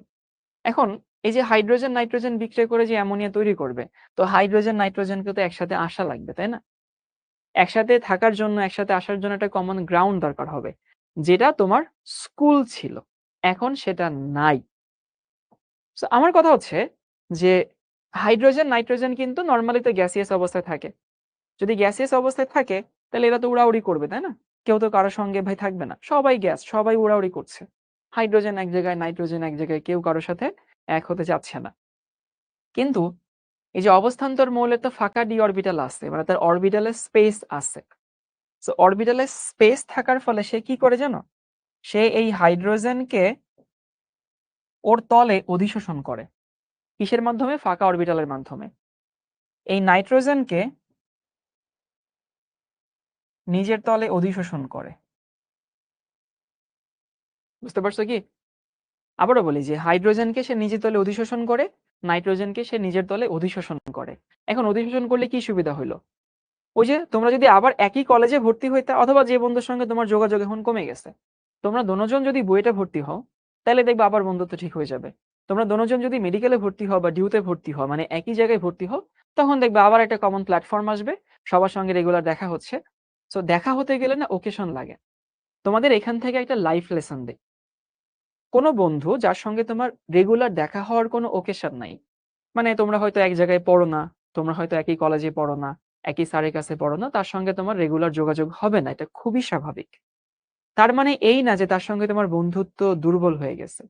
এবং যার সাথে আমার দৈনিক লেনদেন নাই, দৈনিক কোনো প্ল্যাটফর্ম নাই, দৈনিক আমাকে কোনো প্রোগ্রাম কোনো কিছু বাধ্য করছে না দেখা হতে, তার সাথে রেগুলার যোগাযোগ মেনটেন করা আসলেই কঠিন, কারণ সবাই সবার জীবন নিয়ে ব্যস্ত। আর তোমরা সবাই এখন বড় হচ্ছ, বড় হচ্ছ মানে তোমাদের এখন অনেক রেসপন্সিবিলিটি বাড়বে আস্তে আস্তে। কিন্তু একটা বন্ধুর সঙ্গে আমার ৭ দিন কথা না হলেই তার সঙ্গে আমার বন্ধুত্ব দুর্বল হয়ে গেছে, এটা যেন না হয়। ওই বন্ধুর সঙ্গে তোমার কখন কথা হবে? হয়তো ১ মাস পরে কোনো একটা কাজে তুমি তাকে ফোন দিছো। কোনো একটা তথ্য জানতে ফোন দিছো, কোনো একটা দরকারে ফোন দিছো, বা সে তোমাকে ফোন দিছে। তখন যেন এরকম মনোভাব না আসে যে ও আমাকে শুধু দরকারে ফোন দেয়, বা আমি ওকে শুধু দরকারে ফোন দিই, এরকমটা যেন না আসে। তুমি যত বড় হবা তত এই রিয়েলিটি বুঝতে শিখবা যে কমন প্ল্যাটফর্ম যদি না থাকে, তুমি যদি একই স্কুলে না পড়ো, একই কলেজে না পড়ো, একই অফিসে জব না করো, যোগাযোগ মেইনটেইন করা বড় হইলে একটু কঠিন হয়ে যায়। এই যোগাযোগ মেইনটেইন করতে না পারা মানে বন্ধুত্ব শেষ হয়ে যাওয়া না। যোগাযোগ মেইনটেইন করতে না পারা মানে যোগাযোগ মেইনটেইন করতে না পারা, আর কিছু না। সো আর মানুষ মানুষকে দরকার পড়লেই নক দিবে। সো কখনো যেন এই মেন্টালিটি বন্ধুত্বের মধ্যে না আসে যে ও খালি আমারে দরকারে নক দেয়। ও তোমাকে দরকারেই নক দিবে। তুমি ওকে দরকারেই নক দিবা। ২ মাস পরে দরকারেই নক দিবা। এটা একটু মাথায় রাখবা। আবার অনেক সময় আমরা খুব অজুহাত দেখাই যে এই সময়টা কত ভালো ছিল, আমরা একসঙ্গে মিশতাম। দেখো, লাইফে চেঞ্জ হচ্ছে সবথেকে কনস্ট্যান্ট জিনিস। লাইফ পরিবর্তনশীল। তুমি যদি ২ বছর আগে পড়ে থাকো, তোমার হতাশা ভর করবে তোমার মধ্যে। পরিবর্তনটাকে একসেপ্ট করতে হয়। নতুনত্বকে গ্রহণ করতে হয়। নতুনত্বকে ভালোবাসতে হয়, তারপরে লাইফে আগাইতে হয়। তা না হলে ভাই তুমি যতই পুরাতনকে নিয়ে পড়ে থাকো, দুনিয়া আসলে পুরাতনকে নিয়ে পড়ে থাকে না। তোমার কাছে মনে হতে পারে স্কুল লাইফ অনেক ভালো ছিল, হয়তো ভালো ছিল।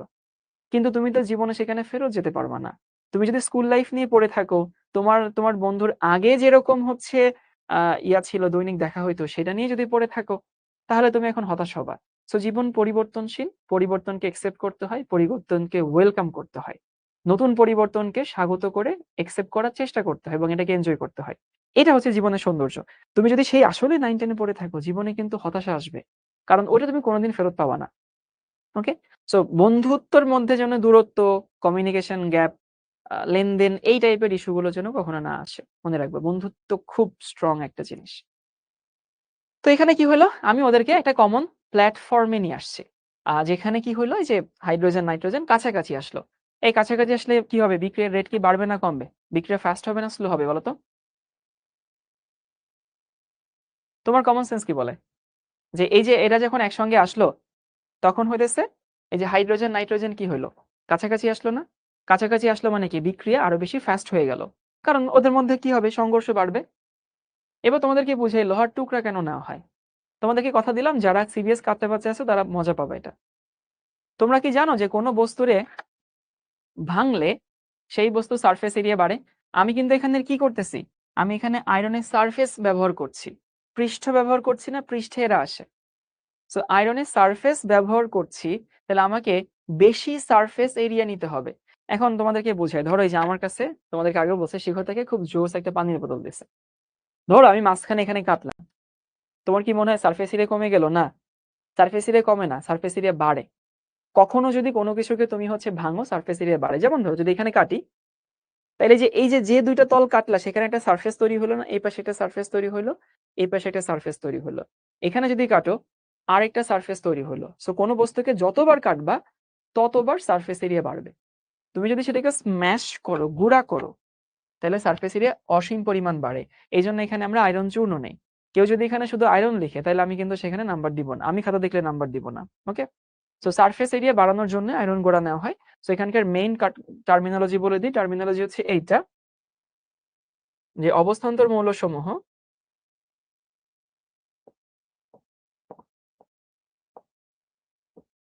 মৌল তার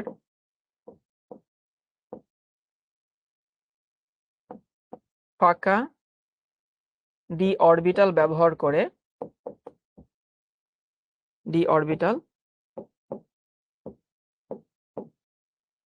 ব্যবহার করে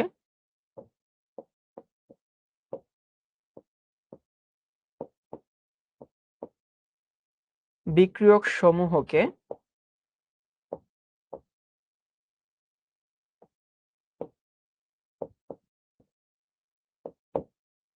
অধিশোষিত করে।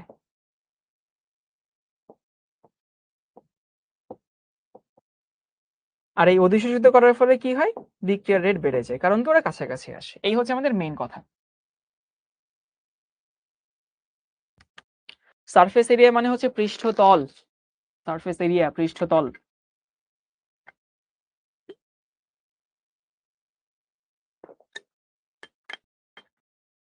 সবার কি লেখা হয়েছে?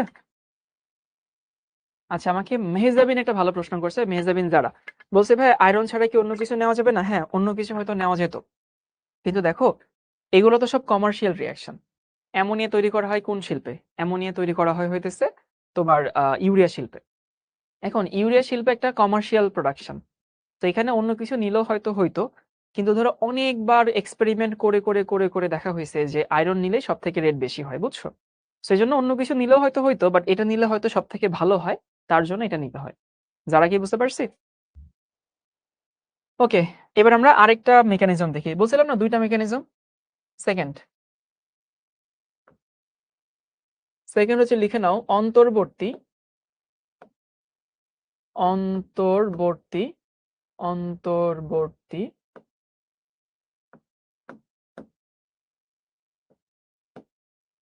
যৌগ গঠন।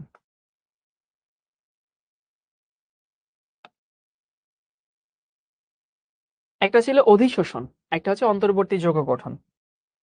তোমরা কখনো কি এরকম হয় না যে ধরো কোন একটা রাস্তা দিয়ে যাচ্ছ, এখন কোন একটা রাস্তা দিয়ে যাওয়ার সময় দেখলা যে ওই রাস্তায় অনেক জ্যাম। তখন আমরা কি করি?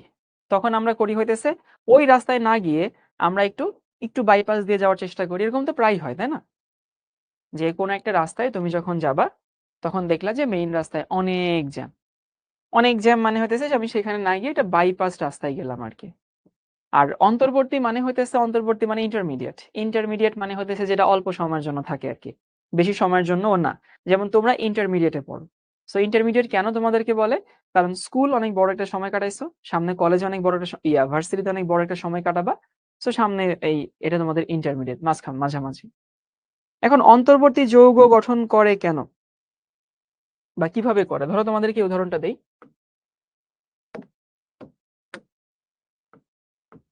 সালফার ডাইঅক্সাইড, এখানে হাফ অক্সিজেন, এখানে সালফার ট্রাইঅক্সাইড তৈরি হয়। প্রভাবককে ভ্যানাডিয়াম পেন্টাঅক্সাইড। হাফ কেন এখানে দিছি? হাফ দিছি এখানে সমতাকরণের জন্য। তুমি চাইলে এখানে হাফ না দিয়ে এখানেও 2 দিতে পারতা, এখানেও 2 দিতে পারতা, দিতে পারতা আর কি। এখন আমি দেখাবো যে ভ্যানাডিয়াম পেন্টাঅক্সাইড এখানে আবার কি কাজ করে। সবার কি মনে আছে অবস্থান্তর মৌলসমূহ পরিবর্তনশীল জারণ মান দেখায়? এটা আশা করি সবার মনে আছে। অন্তর বলছে যত বেশি ভালো আয়রন গুঁড়া ব্যবহার করবো তত ভালো উৎপাদ উৎপন্ন হবে। হ্যাঁ, এবার আসি অন্তর্বর্তী, এখানে আরেকটা রেফ হবে আর কি। তো কাহিনী হইতেছে যে এইটা কিভাবে আসলে ভ্যানাডিয়াম পেন্টঅক্সাইড এখানে কিভাবে আসলে হচ্ছে আমাকে প্রভাবিত করে। তোমার কাছে এই রিঅ্যাকশনটা দেখে মনে হচ্ছে যে ভাইয়া রিঅ্যাকশনে সরাসরি সালফার ডাই অক্সাইড অক্সিজেনের সাথে বিক্রিয়া করছে। মানে ধরো তুমি তোমার বন্ধুর বাসায় যাচ্ছ, মাঝখানে দেখলা অনেক জ্যাম, তখন একটা বাইপাস দিয়ে গেলা। তো তোমার বন্ধু তো আর জানবে না যে তুমি বাইপাস দিয়ে গেছো নাকি তুমি সরাসরি মেইন রাস্তা দিয়ে আসছো। তোমার বন্ধু জানবে যে তুমি বন্ধুর বাসায় গেছো। তো এখানেও খালি চোখে দেখে মনে হয় যে সালফার ডাই অক্সাইড সরাসরি অক্সিজেনের সাথে বিক্রিয়া করছে। কিন্তু এখানে একটা কাহিনী হয়। কাহিনী হইতেছে এইটা যে প্রথমে আমি মেকানিজম দেখাচ্ছি এই বিক্রিয়ার। প্রথমে এই সালফার ডাই অক্সাইড সে বিক্রিয়া করে এই ভ্যানাডিয়াম পেন্টঅক্সাইডের সাথে। মানে আমি বিক্রিয়ার কৌশল দেখাচ্ছি তোমাদেরকে, বিক্রিয়াটা ভেতরে ভেতরে কি হয় আর কি। তখন এখানে সালফার ট্রাই অক্সাইড তৈরি করে, মানে দেখো যে ভ্যানাডিয়ামের 5টা অক্সিজেনের মধ্যে একটা আসলে সালফার নিয়ে নেয়, এখানে ভ্যানাডিয়াম টেট্রা অক্সাইড থাকে। এবং বুঝতে পারো যে এইখানে ভ্যানাডিয়ামের যোজনী হচ্ছে 5, এইখানে আবার 4। তো বলতে পারো যে ভ্যানাডিয়ামের যোজনী কেন পরিবর্তন হইলো, কারণ ভ্যানাডিয়াম তো ভাই অবস্থান্তর মৌল, সে তো ভাই সে পরিবর্তনশীল জারণ মান দেখাতে পারে। তাহলে ভ্যানাডিয়ামের এখানে পরিবর্তনশীল জারণ মান ব্যবহার করলো এবং পেন্টা অক্সাইড থেকে টেট্রা অক্সাইডে পরিণত করলো। ওকে, তারপরে কি হয়, এই ভ্যানাডিয়াম টেট্রা অক্সাইড সে হচ্ছে অক্সিজেনের সাথে বিক্রিয়া করে, আবার করে ভ্যানাডিয়াম পেন্টা অক্সাইড আগের মতো ভ্যানাডিয়াম পেন্টা অক্সাইডই থাকে। তাহলে আসলে দিন শেষে কি হইলো, দিন শেষে এই ভ্যানাডিয়াম পেন্টা অক্সাইডও হইলো, কিন্তু আসলে সালফার ডাই অক্সাইড থেকে সালফার ট্রাই অক্সাইডে পরিণত হইলো। তুমি যদি চাও এই বিক্রিয়াকে যোগ করে দেখাইতে পারো, দেখো যদি যোগ করো তাহলে কি থাকে, তাহলে যে এইটা আর এইটা কাটাকাটি যায়, তারপরে যে এইটা আর এইটা কাটাকাটি যায়, আলটিমেটলি কি থাকে, এখানে সালফার ডাই অক্সাইড থাকে, এখানে হাফ অণু অক্সিজেন থাকে, আর এখানে সালফার ট্রাই অক্সাইড থাকে। দেখো এটাই মনে হয়। সো ভাই এখানে কি ঘটনা ঘটলো, এখানে আমাদের অন্তর্বর্তী যৌগকে, এখানে আমাদের অন্তর্বর্তী যৌগ এইটা, এই যে ভ্যানাডিয়াম টেট্রাঅক্সাইড। তাহলে অবস্থান্তর মৌল এখানে কি ইউজ করছে, তার পরিবর্তনশীল জারণ মান ইউজ করছে। আব্দুল্লাহ বলছে হাফ অক্সিজেন কেন, আব্দুল্লাহ বাবা দেখো সমতাকরণ করো, এখানে অক্সিজেন 2টা, এখানে 3টা হয়ে গেছে। তো এখানে যদি 3টা হয় তাহলে এখানে তো ভাই অর্ধেক না দিলে তো সমতাকরণ হয় না। আব্দুল অনেকক্ষণ ধরে একই স্প্যামিং করে যাচ্ছিল। তো যেটা বলতেছিলাম যে হইতেছে, দেখে মনে হয় সালফার ডাই অক্সাইড সরাসরি অক্সিডাইজড হচ্ছে, কিন্তু আসলে কি হয় জানো, সালফার ডাই অক্সাইড এই ভ্যানাডিয়াম পেন্টা অক্সাইডের সাথে বিক্রিয়া করে। তুমি কিন্তু আসলেই বুঝবা না প্রথমে যেরকম হয়েছে, কারণ এটা আমরা বিক্রিয়ার মেকানিজম দেখতে গিয়ে দেখছি। তাহলে sulphur die oxide vanadium penta অক্সাইডের সাথে বিক্রিয়া করলো, এখান থেকে একটা অক্সিজেন নিল। তো আসলে দেখে মনে হয় যে সালফার ডাই অক্সাইড সরাসরি অক্সিজেনের সাথে বিক্রিয়া করছে, বাট আসলে তা হয় না। Sulphur die oxide vanadium penta oxide এর মাধ্যমে অক্সিজেন নিচ্ছে, নিয়ে সালফার ট্রাই অক্সাইড তৈরি করলো ভ্যানাডিয়াম টেট্রা অক্সাইড। পরে ভ্যানাডিয়াম টেট্রা অক্সাইড আবার এই যে অক্সিজেনের সাথে বিক্রিয়া করে আগের অবস্থায় ফেরত আসলো। তাহলে এখানে মেইন কথা কি, মেইন কথা হতেছে এইটা যে অবস্থান্তর মৌলসমূহ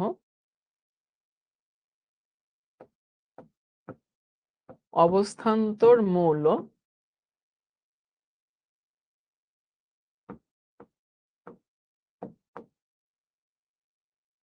পরিবর্তনশীল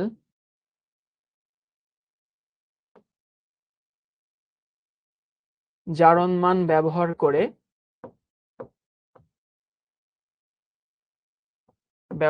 করে বিক্রিয়ার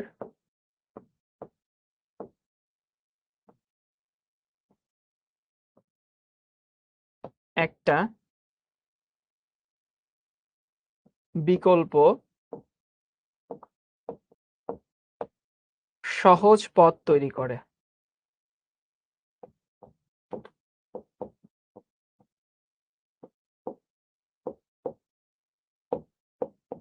এই যে দেখো বাইপাস দিয়ে গেল, সে মেইন রাস্তা দিয়ে গেল না।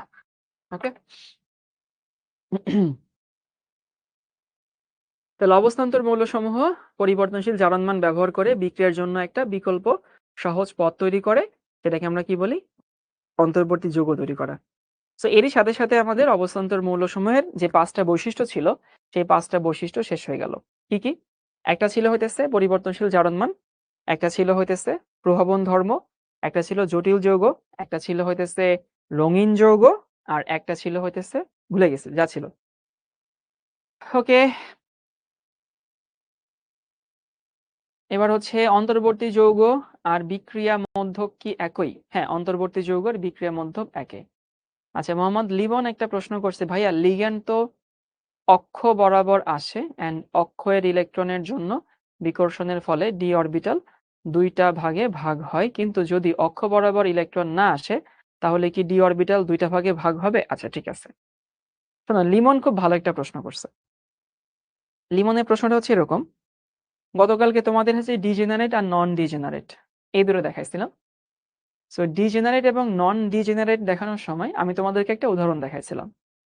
সেই উদাহরণটাতে ছিল একটা যৌগ, সেটা হইতেছে হেক্সাসায়ানোফেরেট এটা, এবং সেখানে তোমাদেরকে দেখাইছিলাম যে লিগ্যান্ডগুলো আসে অক্ষ বরাবর। লিগ্যান্ডগুলো যদি অক্ষ বরাবর আসে তাহলে বলছিলাম যে 5টা ডি অরবিটালের মধ্যে 3টা হচ্ছে অক্ষ বরাবর আছে, 3টা হচ্ছে অক্ষের মাঝামাঝি আছে, এই জন্য এরা একটু কম বিকশিত হয়, বাকি 2টা বেশি বিকশিত হয়। সো উপরে থাকে 2টা, নিচে থাকে 3টা। কিন্তু সমস্ত যৌগে এরকম ভাগটা হয় না। সো সমস্ত যৌগে যেরকম ভাগটা হয় না, তোমাদেরকে একটু দেখাই দিই, দেখো। মানে কারণ সব যৌগে যে অক্ষ বরাবর আসবে এমন কোনো কথা না, বা সব যৌগে যে হইতেছে গতকালকে যেরকম দেখাইছে ওরকম আসবে এমন কোনো কথা আসলে নাই। তো আমি তোমাদেরকে একটু তোমাদের সামনেই দেখাই। সিএফটি,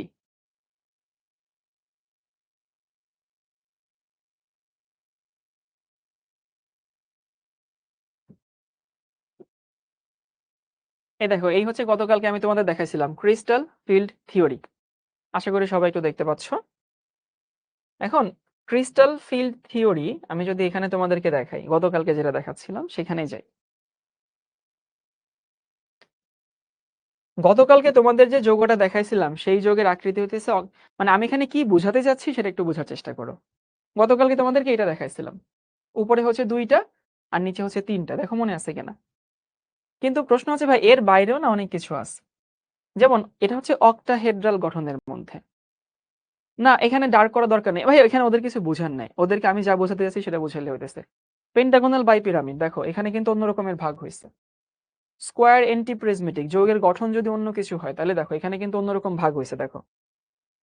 তারপরে যদি স্কোয়ার প্ল্যানার হয়, সমতলীয় বর্গ যেটা দেখাইছিলাম, এই যে একই তলের উপর বর্গ, সেখানে অন্য রকমের ভাগ হয়েছে। যদি এরকম হয় তাহলে অন্যরকম ভাগ হয়েছে। যদি চতুস্তলকীয় হয় তাহলে দেখো এরকম ভাগ হয়েছে। মানে আমি বলতে চাচ্ছি এখানে যা আছে এটা ডার্ক করার দরকার নেই, যে ডার্ক ধরো করেই দিলাম, তো কিছু হইলো না, যাই হোক। সো আমি তোমাদেরকে এটা বলতে চাচ্ছি যে আমি তোমাদেরকে গতকালকে যে জিনিসটা দেখাইছি ডিজেনারেট এবং নন ডিজেনারেট, সেইটা হইতেছে যতগুলো যৌগের গঠন পসিবল তার মধ্যে একটার জন্য প্রযোজ্য ছিল, বুঝছো। কিন্তু ওই একটাই সুন্দর মতো ব্যাখ্যা করা যায়, তোমাদের বইয়ে একটাই আছে। তো আমি গতকালকে তোমাদেরকে বলতে ভুলে গেছিলাম যে এটা শুধু ওই একটা যৌগের জন্য প্রযোজ্য আর কি, ঠিক আছে। আচ্ছা, ওর নামটা একটু পড়ি ভাই, সমস্যা নেই। আচ্ছা, না যা উপরে যান, সমস্যা নেই। আচ্ছা, ওর নাম হইতেছে শুভ। শুভ ভাই, তুমি যেটা করছো কাজটা আসলে ঠিক করো নাই। কোন ইলেকট্রন সন্নিবেশ বন্ধন গঠন করবে কি করবে না তা আমরা কিভাবে বুঝবো? এটা এক্সপেরিয়েন্স পড়ে এক্সপেরিয়েন্স থেকে বুঝবা। ওই একই প্রশ্ন 30 বার হচ্ছে কপি পেস্ট করছে আর কি, ঠিক আছে। তাইলে তোমাদের এখন আমি বলে দেই, আমি তোমাদেরকে যেটুকু পড়াইছি সেইটুকু হচ্ছে যেখান থেকে পর্যায়বৃত্ত ধর্ম শুরু হয়েছে, এস ব্লক পড়াইছি, পি ব্লক পড়াইছি, আর হচ্ছে ডি ব্লক পড়াইছি। এফ ব্লক কিছু পড়তে হবে না, এফ ব্লকে পড়ার কিছু নাই। এফ ব্লকে আমাদের ল্যান্থানাইট সিরিজ আর অ্যাক্টিনাইট সিরিজ আছে।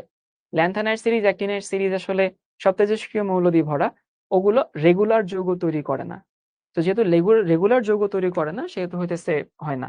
তানিশা বলছে ভাই সেকেন্ড অক্সিজেন কোথা থেকে পায়, নাকি বাহির থেকে দিতে হয়? না, অক্সিজেন তো বিক্রিয়া স্থলেই তুমি দিয়ে দিছো, মানে বিক্রিয়া যা হওয়ার তাই হয়েছে, খালি একটু মেকানিজমটা চেঞ্জ হয়েছে। যে আগে normally sulphur die oxide oxygen নিতে অক্সিজেন থেকে, আর এখানে সে অক্সিডাইজড হচ্ছে ভ্যানাডিয়াম পেন্টঅক্সাইড থেকে। ল্যান্থানাইট পর্যায়ের মৌল কি কোনো যৌগ গঠন করে না? শাহেদ আহমেদ, হ্যাঁ করে। কিন্তু সেই যৌগগুলো আসলে মানে আমরা আসলে কাদের ধর্ম নিয়ে পড়ি? যাদের ধর্ম নিয়ে পড়লে অনেক কিছু ব্যাখ্যা করা যায়, ব্যাখ্যা দেওয়া যায়। কিন্তু ধরো একটা মৌল একটা স্পেশাল একটা যৌগ তৈরি করে। একটা মৌল একটাই যৌগ তৈরি করে এবং যেটা খুব একটা আসলে হচ্ছে রেলেভেন্ট না বা প্রাসঙ্গিক না। এইজন্য হইতেছে ওটা আমরা পড়াশোনা করি না। এভাবে কি কেটে দেওয়া যাবে? হ্যাঁ, কেটে দেওয়া যায়। মানে বুঝাচ্ছি যে দিন শেষে তুমি ওটাতেই ফেরত যাবে। একই রিঅ্যাকশন। নাম হচ্ছে তনয়। তারপরে হচ্ছে বিরল মৃত্তিকা ধাতু কি? ল্যান্থানাইট সিরিজ, অ্যাক্টিনাইট সিরিজকে বিরল মৃত্তিকা বলে। এই চ্যাপ্টারের কয়টা পার্ট হবে? আর অনেকগুলো ক্লাস হবে। ভাইয়া আচ্ছা। মাহাদি একটা প্রশ্ন করছে ভাই একটু উপরে যান তো। ভাই আয়রনে s অরবিটালে তো ২ টা ইলেকট্রনই আছে। তাহলে সে ইলেকট্রন ছাড়লো কেন? ছাড়ার পরেও তো সে স্থিতিশীল হলো না। s এ ২ টা আছে হচ্ছে মাহাদি কারণ s হচ্ছে বহিঃস্থ শক্তি স্তর। তুমি ধরো স্যান্ডো গেঞ্জি পড়ছো, পাঞ্জাবি পড়ছো। এখন যদি খুলতে হয় তুমি কোনটা আগে খুলবা? স্যান্ডো গেঞ্জি আগে খুলবা না পাঞ্জাবি খুলবা? অবভিয়াসলি তুমি পাঞ্জাবি আগে খুলবা কারণ পাঞ্জাবি তুমি উপরে পড়ছো। তাহলে আয়রনের 4s এ ২ টা ইলেকট্রন আছে। 4s হচ্ছে আয়রনের সবথেকে বাইরের শক্তি স্তর। সো বাইরের শক্তি স্তর যদি হয় তাহলে 4s থেকে আগে ছাড়বে। মেহেদী বলছে ল্যাটিস শক্তি এই ক্লাসের টপিক না, সামনে এটা নিয়ে আলোচনা করা হবে, সমস্যা নেই।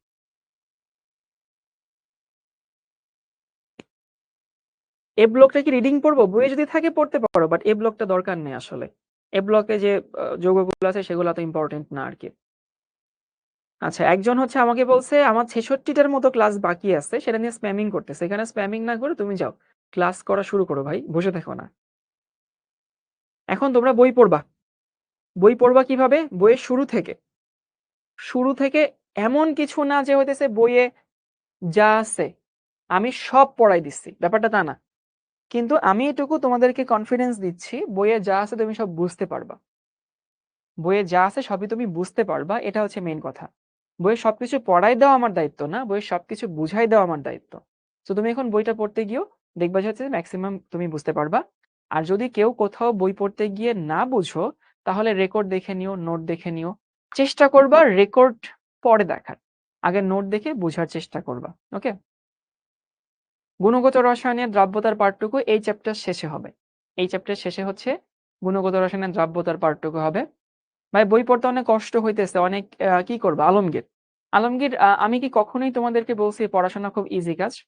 বই পড়তে মজা লাগবে না, কারণ ভাই আমি তো এখানে সুন্দর মতো গুছায় তোমাদেরকে পড়াচ্ছি। বই অত গুছায় লেখা না। সো বই পড়তে ভালো লাগবে না, বই পড়তে একটু অগোছালো লাগবে। তুমি যদি মনে করে থাকো যে আমি বই পড়বো, যা লাইন লেখা থাকবে সবই প্রথমবার বুঝে যাবো, প্রথমবার মুখস্থ হয়ে যাবে, না, দ্যাটস নট দ্য রিয়েলিটি। তোমাকে রিয়েলিটি আসতে বই পড়বা, স্ট্রাগল করবা, বই ভালো লাগবে না, অগোছালো লাগবে, কিন্তু বই পড়তে হবে। বই পড়তে হবে অথবা শিখর প্র্যাকটিস শিট, শিখর পরীক্ষাগুলো। আর তোমাদের মধ্যে একটা প্রবণতা আছে, তোমরা পরীক্ষাগুলো দাও না। আমি তোমাদেরকে আগেও বলছিলাম ক্লাসে যে তুমি শিখর সাথে আগাবা।